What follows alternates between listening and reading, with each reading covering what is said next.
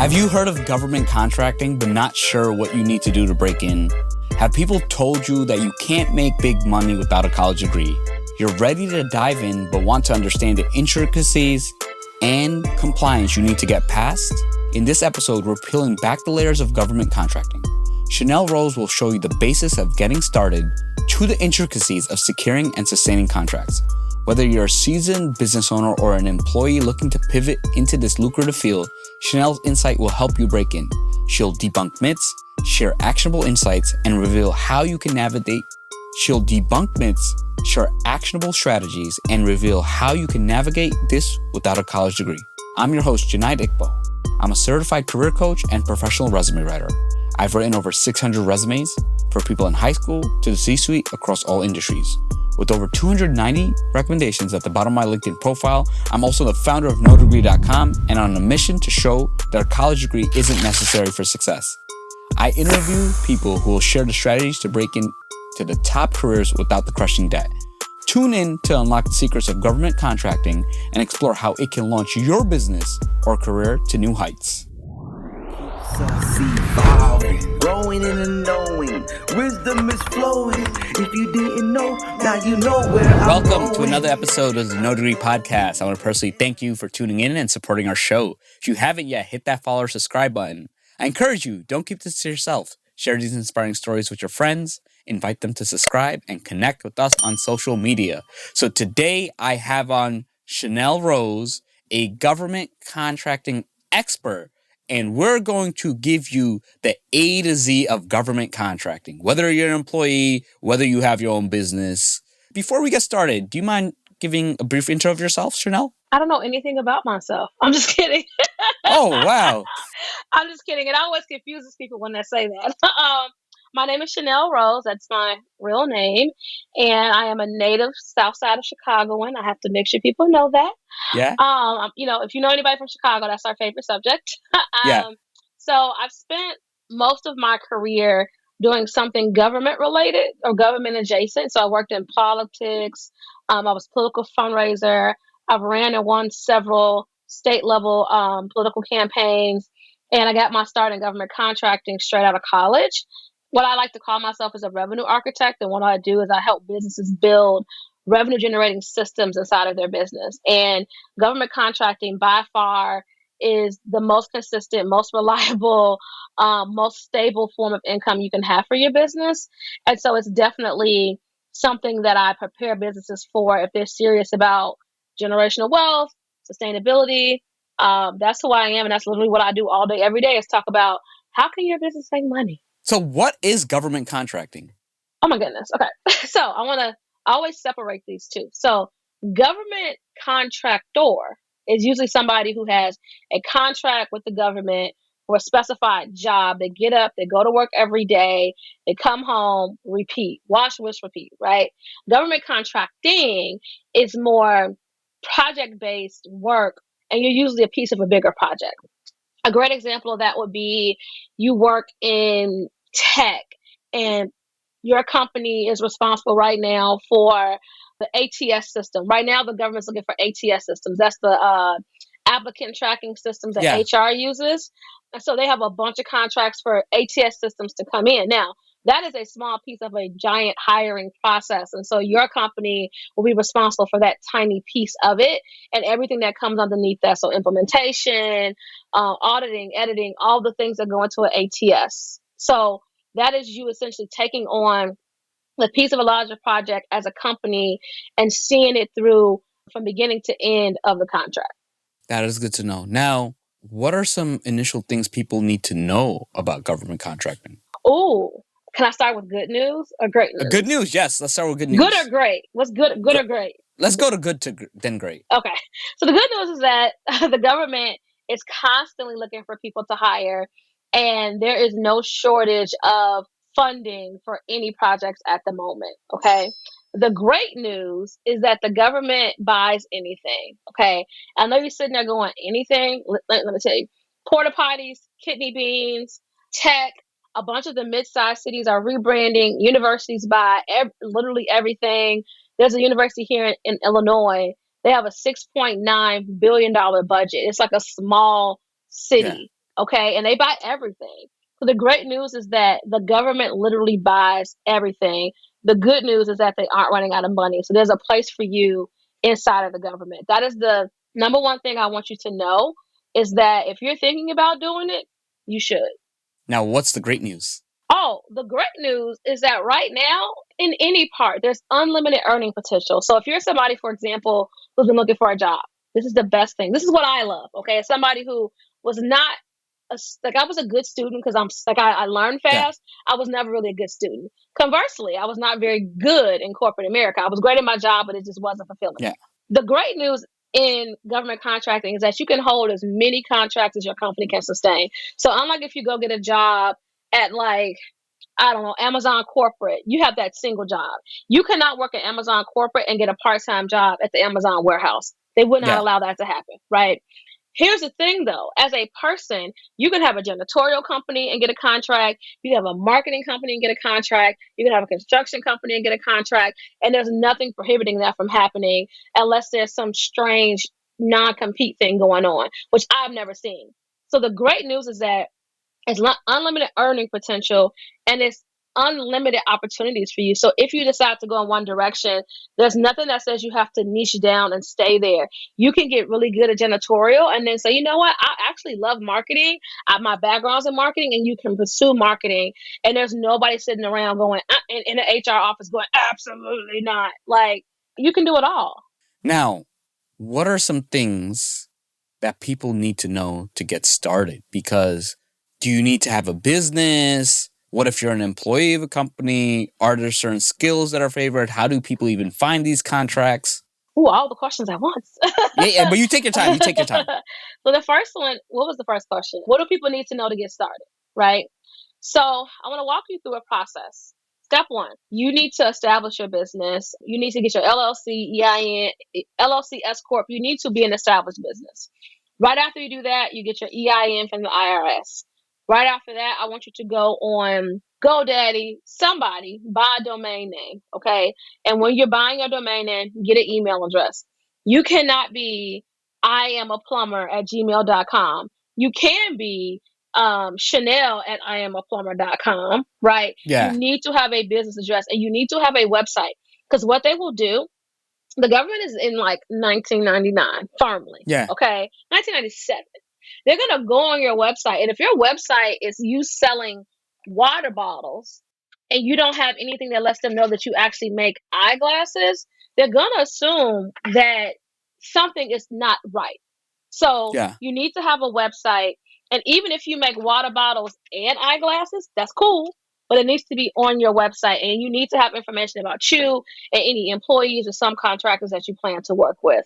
Those are the first things you need to do. So even if you don't want to do it for 5 or 6 months, step one, get legit. Okay. Step two, I think you asked me, where can you find government contracts? I'm going to give you the simplest way, and I'm going to give you some hacks that you can approach. The first one is, say you use, what city are you in? I'm in New York City. Okay. Bad example. Say, give me another city. All right. Let's say I'm in Washington, D.C. Okay, better.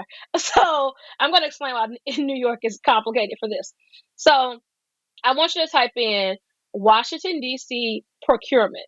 And the word is PROCUREMENT, procurement. Okay. Now, when you look that up, it'll probably say procurement, purchasing, open bids, active solicitations, some word that lets you know that it's currently available and there's an opportunity to apply to it. So you can do that for any city, any state, any government agency in the country, for state, city, county. If you're looking for the federal level, there's a website called sam.gov. So that's sam.gov. You go on sam.gov, you click search. Make sure you're looking at active contract opportunities. I narrow to United States. If you're feeling like you want to expand your reach to the entire world, have a blast. But I usually just focus on US based opportunities.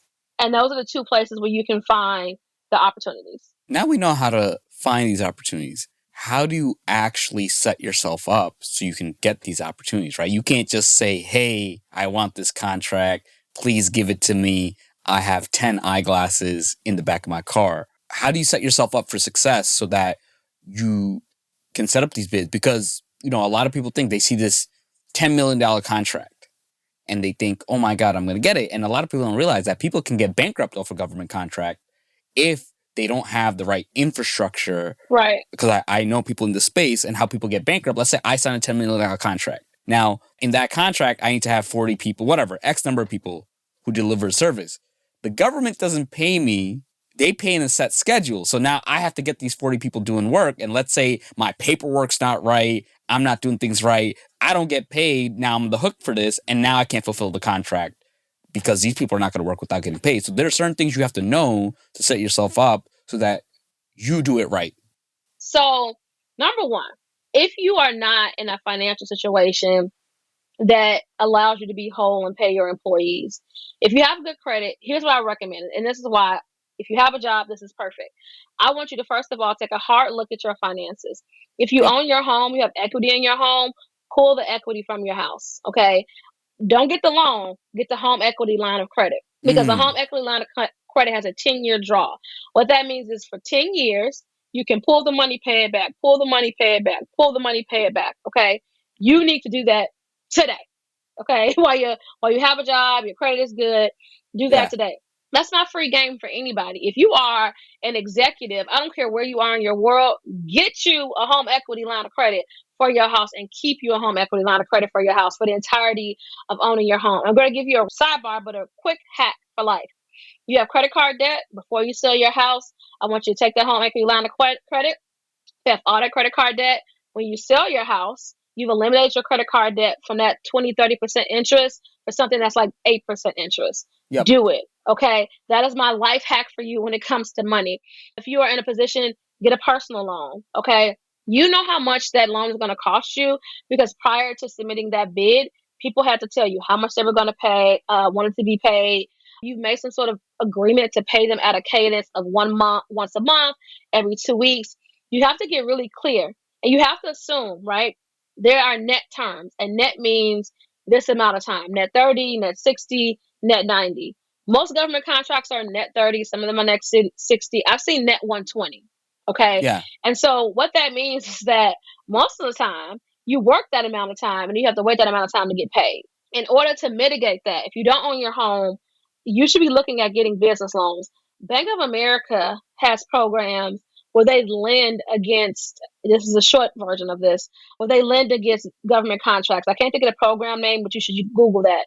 The Small Business Association gives out loans for new and established businesses.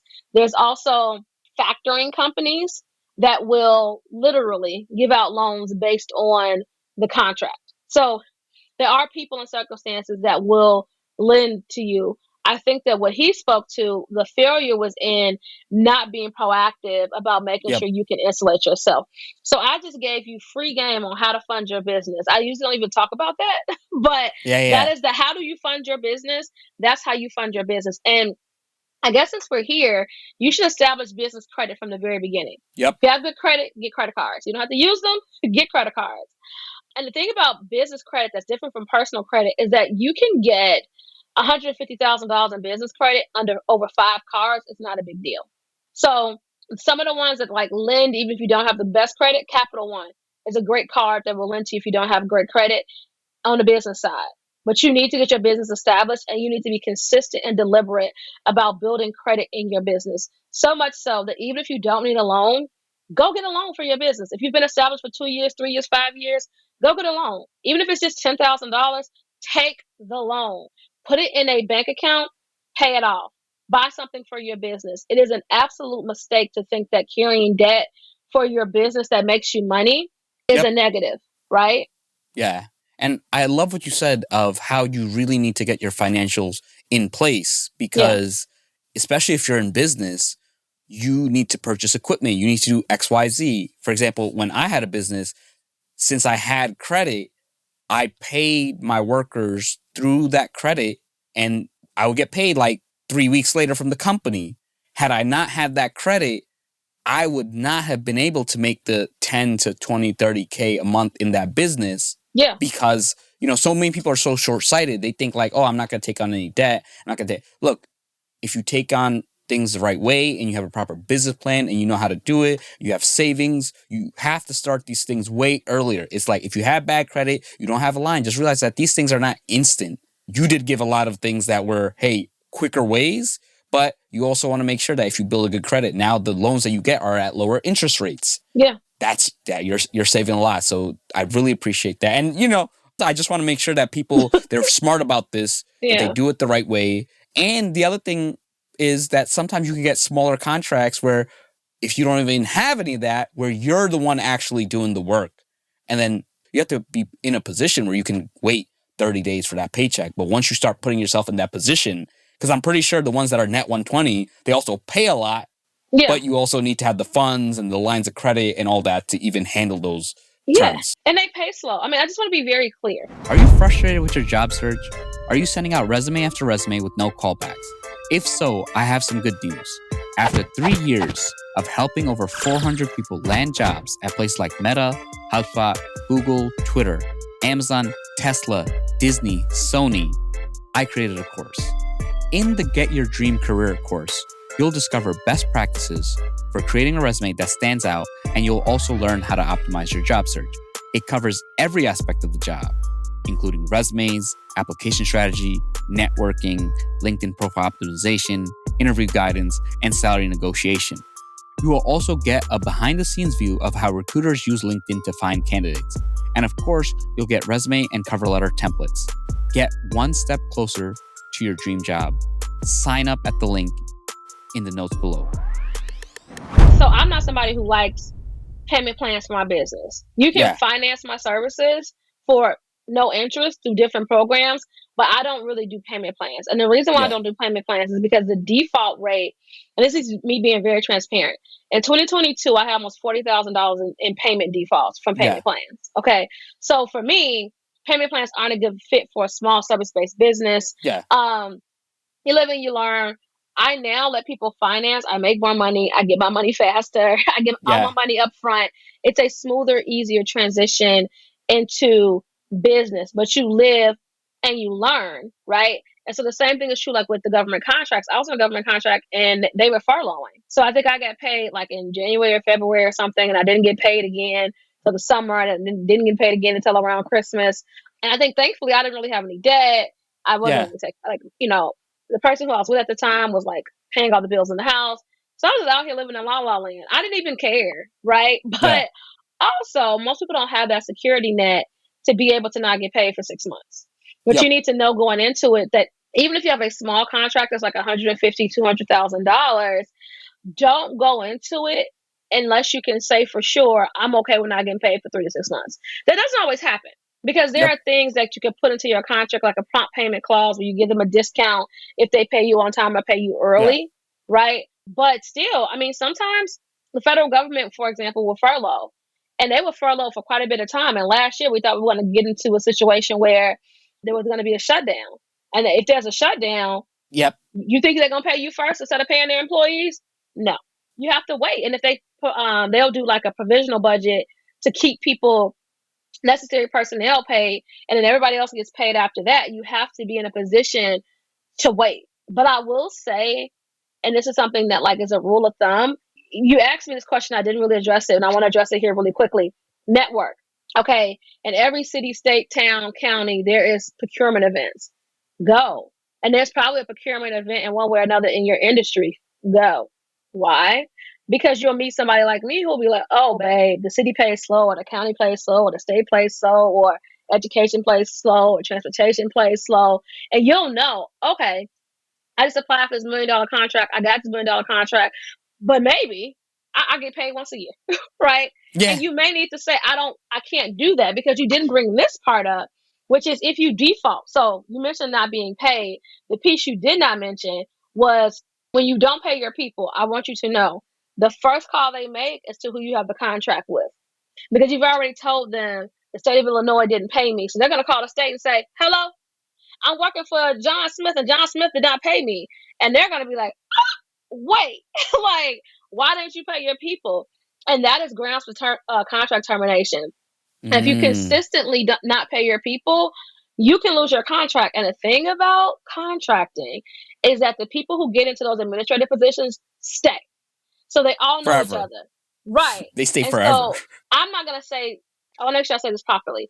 You run the risk of not being able to get contracts in that state again if you have not treated your people well. Yep. Because And I think that's just general good business advice. Like, you don't want to be around known as someone who paid you, because now you got to train a new person. That new person may not be as good, or it's going to take some time, right? Whereas if you have an existing person with the expertise, right, it takes time to recruit, it takes time to find, it takes time to fulfill. When you're looking for that another person, someone's not doing the work, it's going to be more on you. So you have to really think about just being a business and, foreseeing these risks.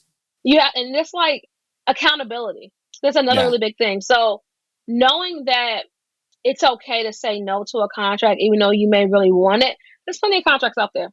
Yeah. There'll always be money being made. There'll always be money being spent. And I think that it's a mistake that people make going into government contracting where they're like, oh, I got to get this one. That scarcity mindset stuff will get you in trouble every single time. Yep. Every time. I worked in the bank, and I think of this one particular client all the time. When he got his contract, we were all like, get a home equity. Get a home equity. You got this big, beautiful home. He's basically paid off. He was literally in $1 million home and owed about $100,000.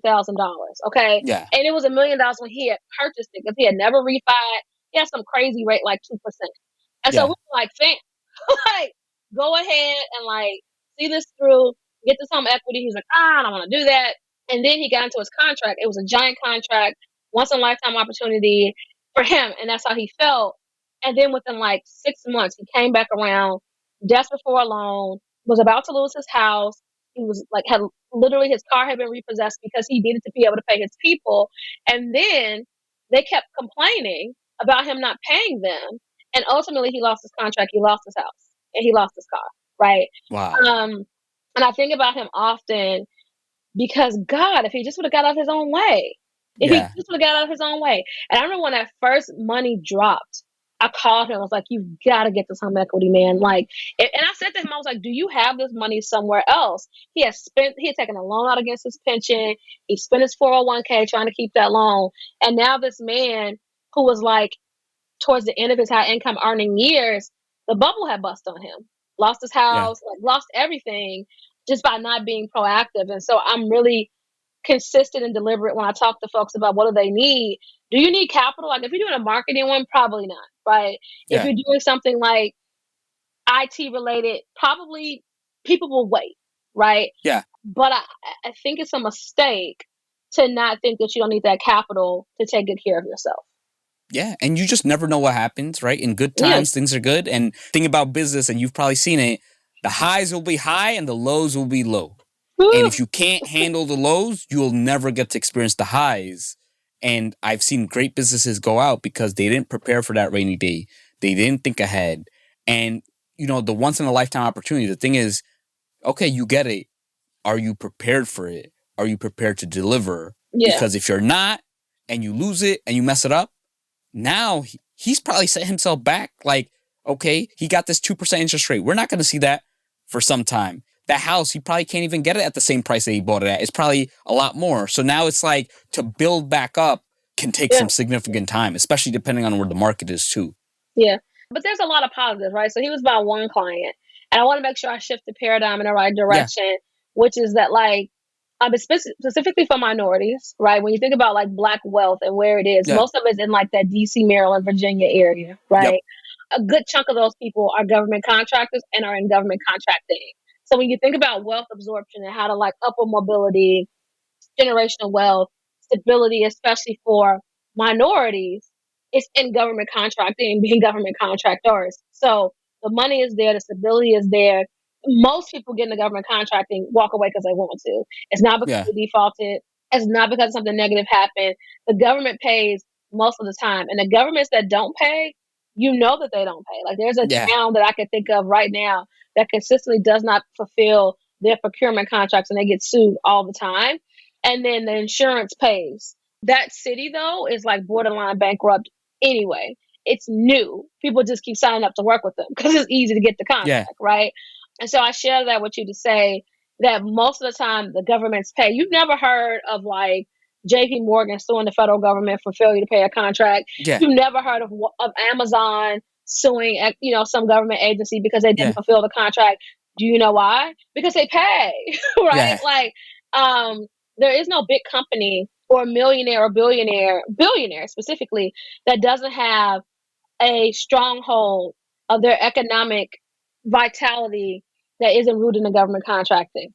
Period. Like, think Yeah. about, there isn't one. Walmart, Amazon, all the big companies that have been around here forever. I'm sure Macy's has had government contracts Yep. before. Walgreens, CVS, all of them have had strong relationships with governments. If you're thinking about being around for a long time, not a good time, you need to get into government contracting. Have an open mind. I would say be open to opportunity, but have an open Yeah. mind. Be in your receiving energy and allow yourself the possibility to see what opportunities are out there. Who are some people who are not ready for it? Like, you probably come across people who are eager, but then you probably see and like, hey, you know what? You're not ready for it. And outside of the finances, right? Maybe they got the good credit. Who else would you say, hey, look, you're not ready for it? Oh, people who say things to me like, I don't work for anybody else. Baby, don't do this. Don't do this. Don't do this. Do something else. Okay?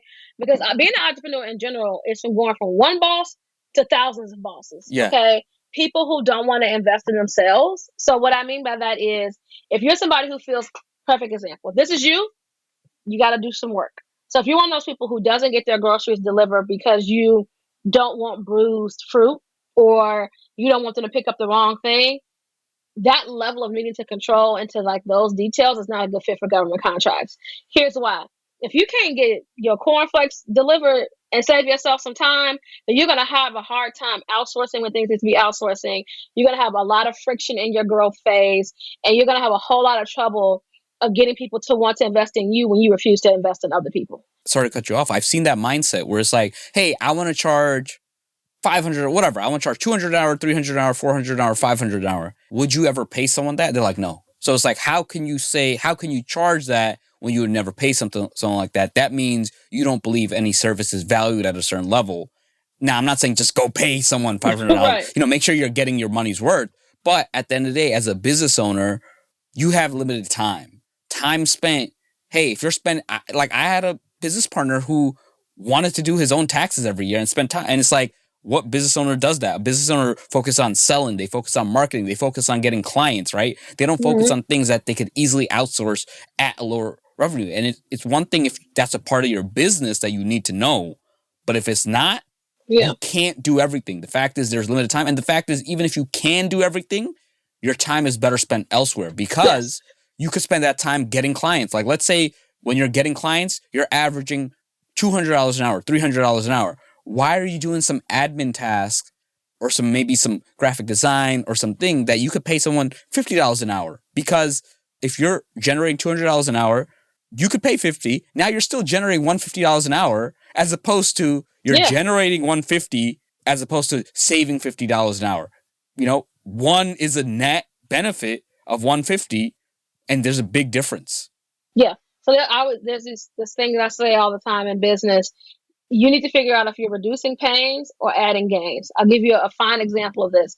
Hold on, I have it written down because I keep it handy for the people who don't understand. So we talk about, this is off topic, but I promise I'm going to bring it back home. Yeah. So I just did this teaching on pricing, how to price your products, and you said the $250. Now I want to pay the $250, and I think most entrepreneurs struggle with understanding pricing, and the particular pricing that I feel like trips people up is value-based pricing, right? So this is the example I always use. Say you have a tool that saves a business owner, once they apply the tool, $10,000 a year, and you can charge them, let's say, for example, $5,000. Over 5 years, a single $5,000 has saved them $50,000. So they've 10x their investment. Okay, most companies don't say $5,000 or $50,000.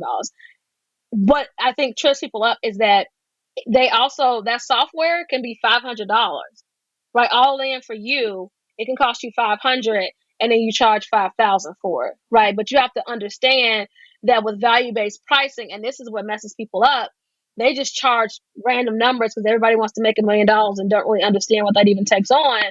Now, with value-based pricing, you need to have a clear understanding of what the value is for the client. So when we talk about who it's not good for, it's for people who don't understand if they're reducing pain or helping them make a gain. And with Yeah. government contracting, it's usually one or the other, right? So they're doing a DEI study, so diversity, equity, inclusion study, to better understand program that they implemented over the last 2 years to try to help reduce workplace racial violence. I make that up, Yeah. guys. And so it may cost you, like, you need to know how much it costs you, but you need to understand what the value may be for them, and Yeah. like be able to make a strong case for that. And I think that most entrepreneurs can't articulate their value because they don't even know how much it costs to run their business. And so when I sit down with my clients, one of the things we do is I ask them, how much does it cost? You want to make $1 million, how much does it cost? Most people will start talking to me about things like, oh, I want to sell shoes. Okay. How much does it cost to make $1 million? And then they'll start telling me things like, I need to sell 500 pairs of shoes. I don't understand what that means at all, right? When you talk about actual cost, right? Yep. How much are your utilities? How many subscriptions do you have every month? How much do they cost? How much is staff? How much, like, what are the implications for your business, and how do you move it forward?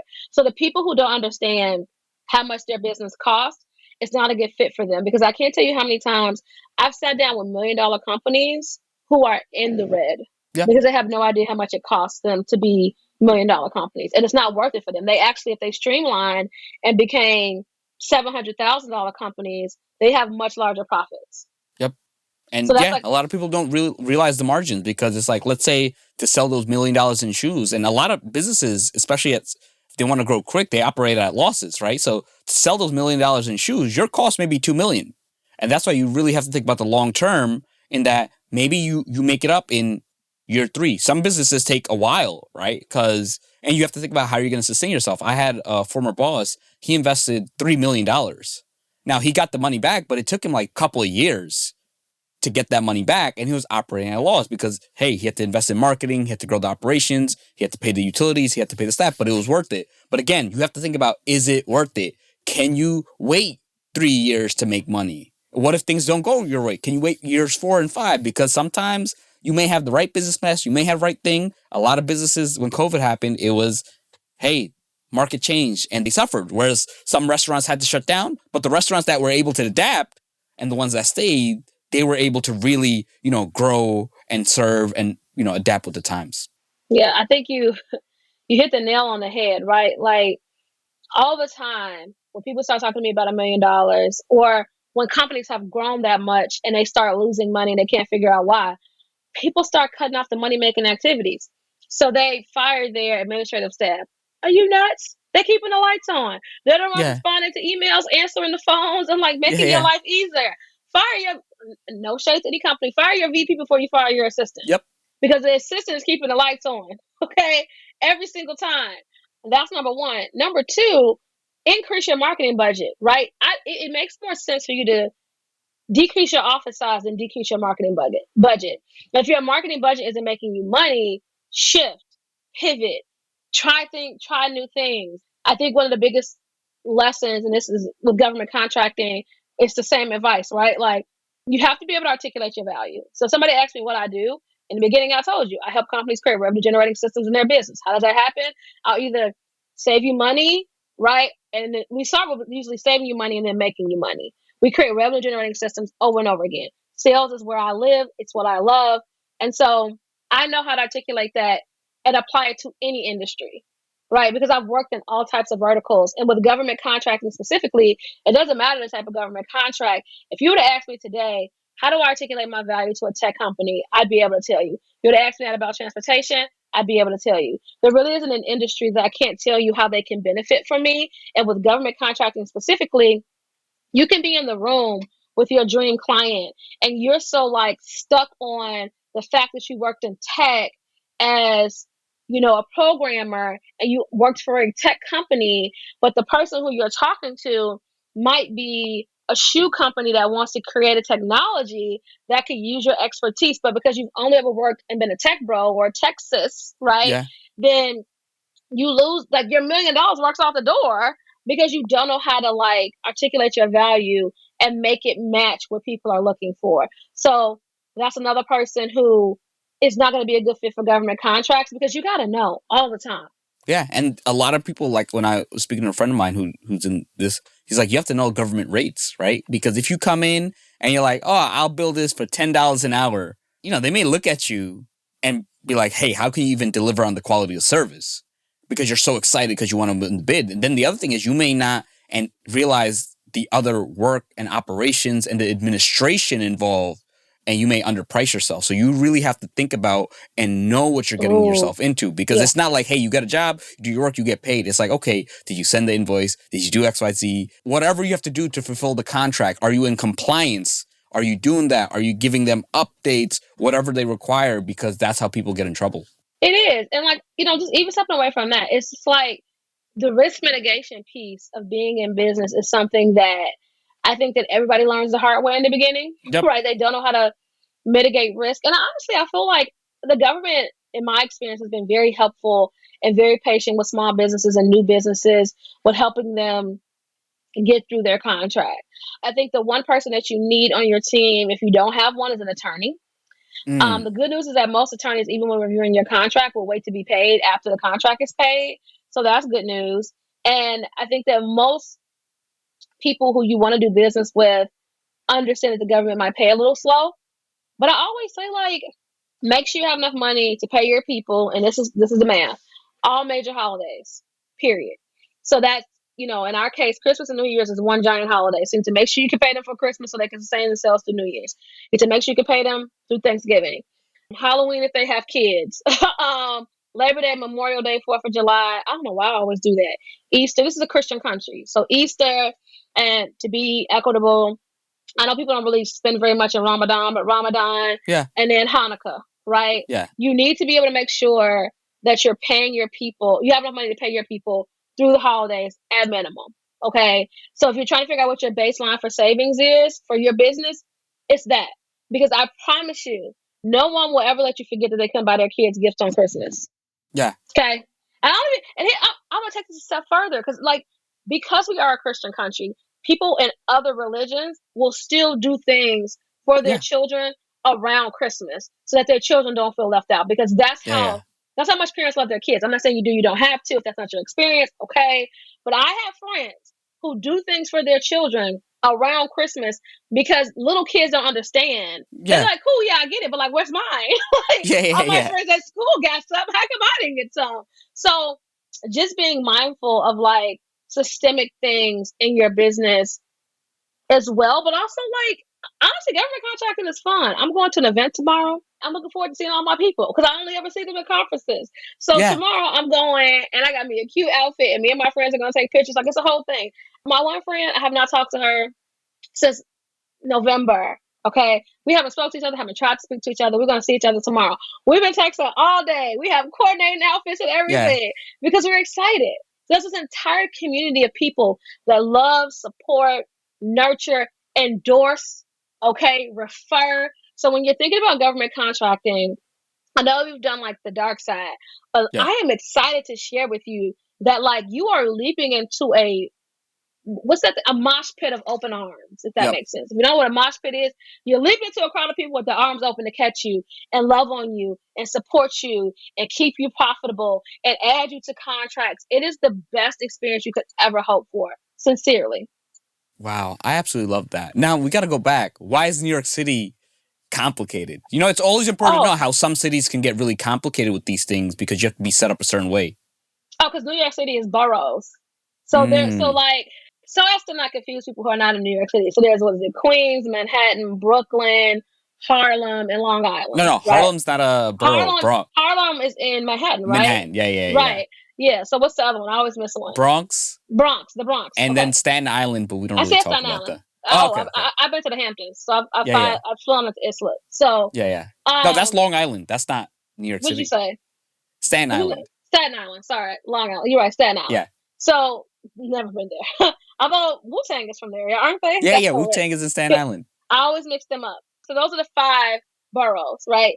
Each borough, even though they are in New York City, almost run independently as their own cities. Okay. So they have their own. Some of them. Now listen, don't go looking and then calling me. Okay, some of them have their own.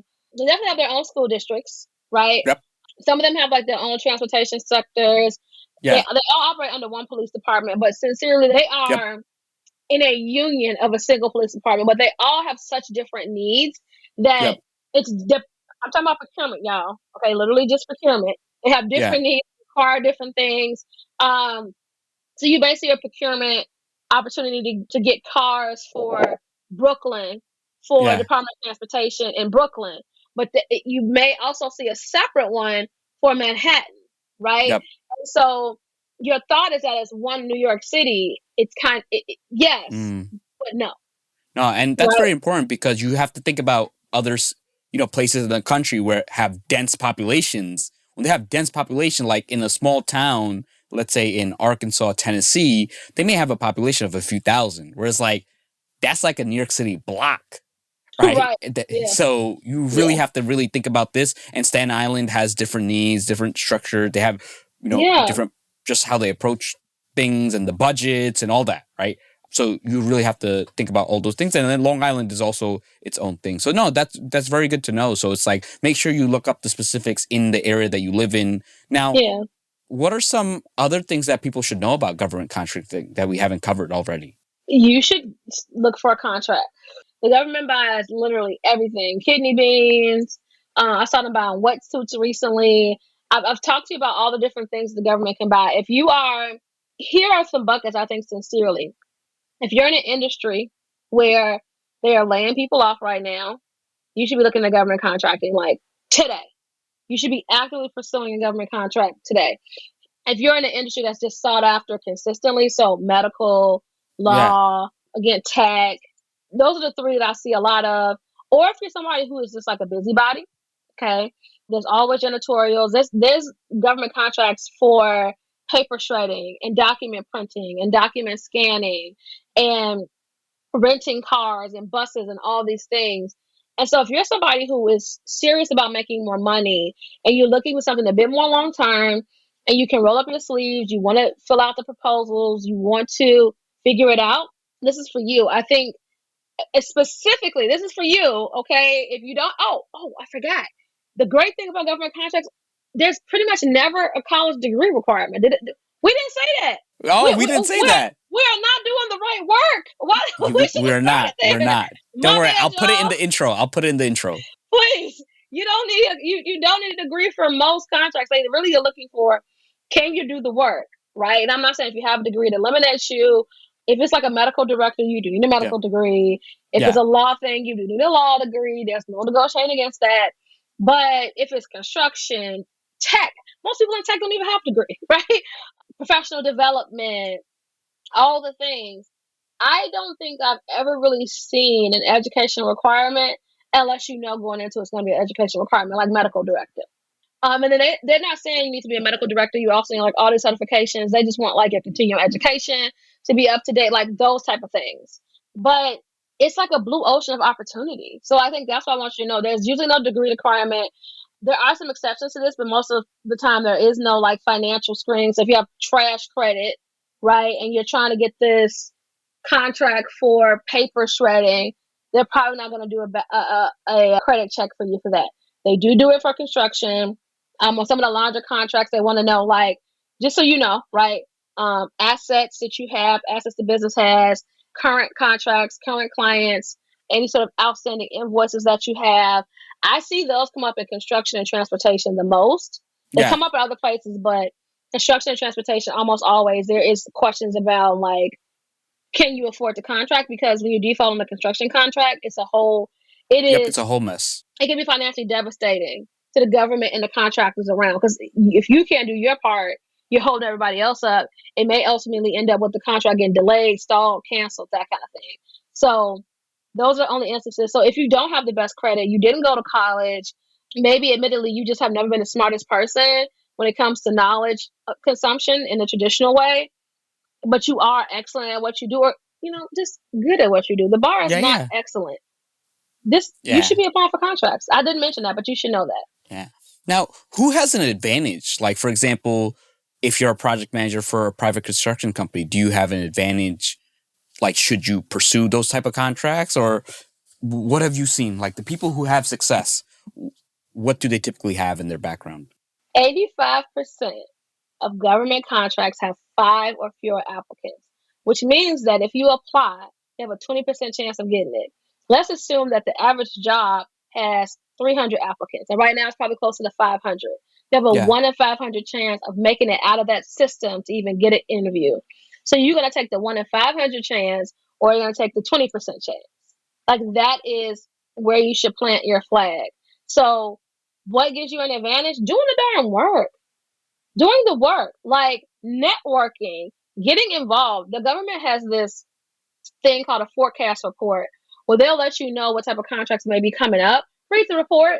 Like, that's the advantage, I promise you, is in doing the work. And then once you get your first contract, you can get more and more and more. Do I think it helps to have industry knowledge in terms of like you're a project manager or whatever? Of course, right? But your differentiating factor is you. So maybe you do have a cool way that maybe you're a project manager and the one person was in education project manager or something at a university, and the other person was a project manager on some special construction electrical implementation in South Africa. Well, darn, like, that's way different. I don't know that anyone has an advantage over the other one. They're both pretty interesting.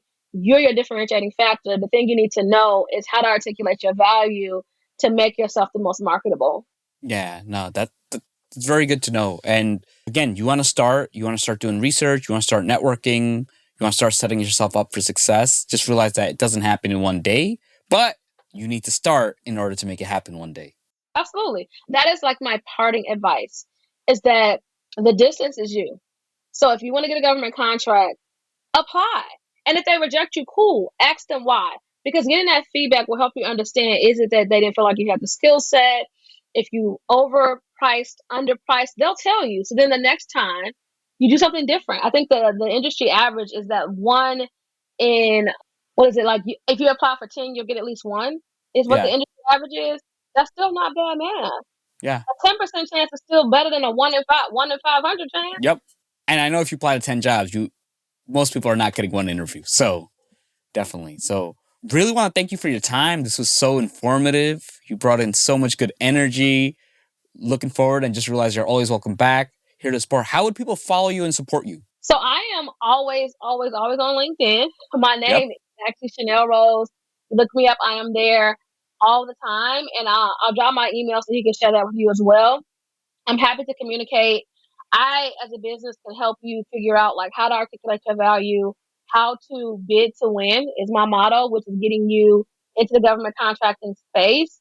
It really is a process. It's a framework, and it works. It works for me. It works for my clients. I can't speak enough good things about government contracts.